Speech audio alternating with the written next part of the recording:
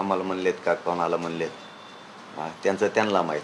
मर्यादेच्या बाहेर म्हणजे आमचं नाव घेऊन बोलले असले तर मग ठीक आहे, बघूयात. मी एकदा ऐकून घेतो ती.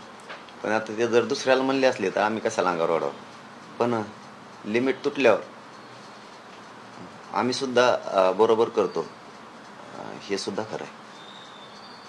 मी जाती कोणी, हा, जे व्हायचं असेल ते होईल माझं. मी जाती कोणी राहणार.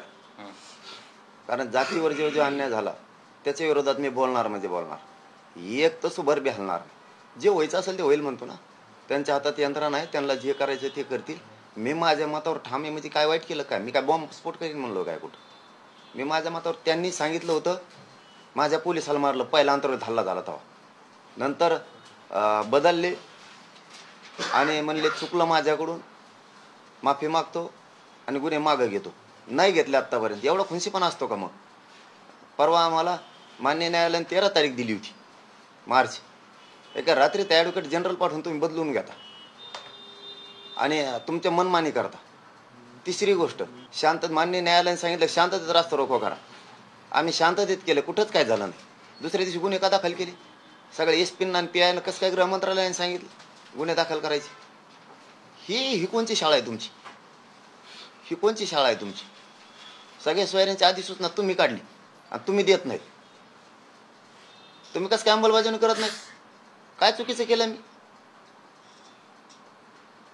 आणि त्यांनी बंदुके टाकायच्या स्वतःच्या अकाउंटवर, बंदूक घेतलेला फोटो टाकायचा. ही मराठी विषयी एवढा खुनशीपणा एका गृहमंत्र्याला शोभतं का? मग हे एवढा खुनशीपणा असतो का?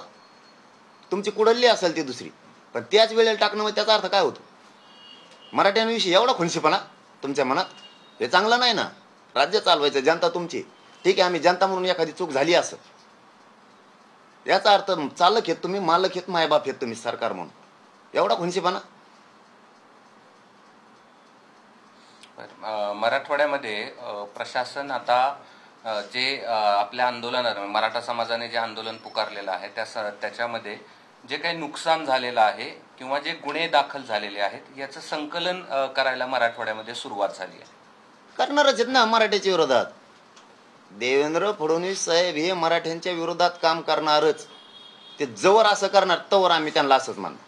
आतापर्यंत म्हणलोत का 6 महिन्यात देवेंद्र फडणवीस साहेबांवर कामी केलेला आरोप दाखवा. त्यांनी चुकीचं केलं, आम्ही बोललो. आम्हाला माहित होतं हे पुढं असं करणार आहेत. आंतरवालीचे गुन्हे जाणून बुजून ठेवलेत आणि महाराष्ट्रातले सुद्धा, हे आम्हाला माहित होतं.